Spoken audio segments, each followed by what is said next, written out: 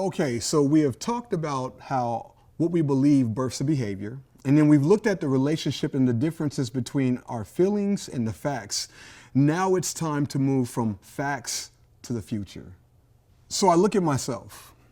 I was told early on in ministry that as an African American, I would never be able to pastor in a predominantly white space.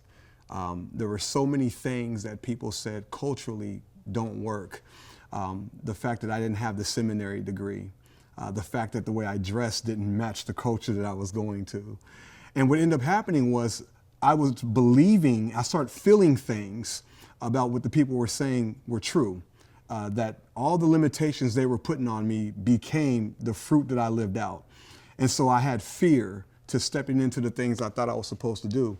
I had fear going into those spaces and preaching and teaching and all that. And once again, I understand not everybody believes the way I believe, but I want you to pay attention to this. The moment that I realized those things weren't true, and I got to the facts that I was just as good as anybody else to be in the spaces that I felt to be called into, I start walking with the boldness, which is the fact tree and the fruit that came from it. Watch what happened. Those facts that I believed that were true about me have led to a future of me pastoring in spaces that people can't believe. In the midst of the craziness of the 2020 time, when everybody was kind of split and divided over all these things, I became a bridge that was able to bridge communities, whether it was the police and like the Black Lives Matter, whether it was white and black folks, and whether all the things that were divided in 2020, because I believed in the facts of who I was and what I was supposed to be, I walked boldly to be the bridge that those facts birthed out of me. That became my future, and that's even my present today. What does that have to do with you who are listening to this video? I need you to pay attention to this. Once you believe the facts about who you are, you will unlock a multitude of things that are kind of prepared and waiting on you. So there's a Bible verse. It says that you are his workmanship and you were created for good works that have already been prepared for you. Once again, no matter what you believe, I do believe that everybody who is still breathing on this earth has a purpose that has been put inside of them. If you believe in something or anything that says that there is someone that would call you home or call you into living your last day, then for you to wake up, there's already been something spoken to your purpose. I'm still working on you, in you, and through you. And so imagine this.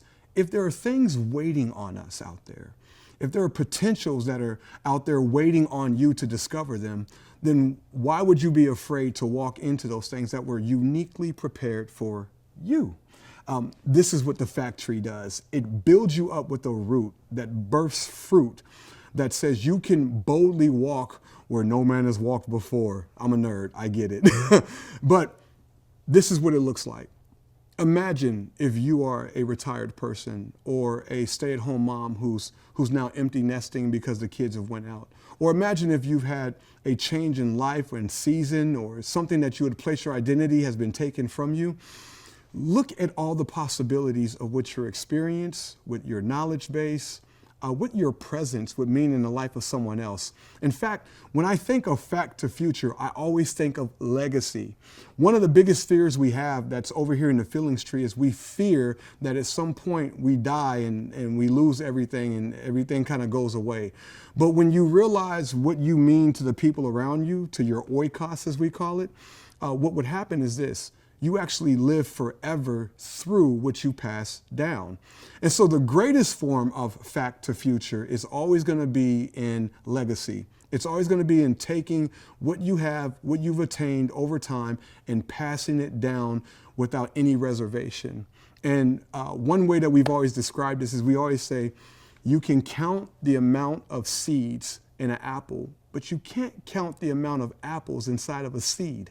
In other words, I can look and say, there are 3 people that kind of see me as their hero. If we're going back to the fact tree, there are 3 people who believe I'm an amazing person to them.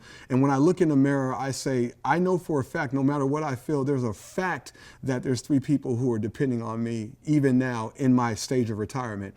And so I'm going to take that fact and it birth fruit that says, I am bold enough to give them all of myself and to pour into them everything. Now, here's the thing. You counted 3 seeds, right?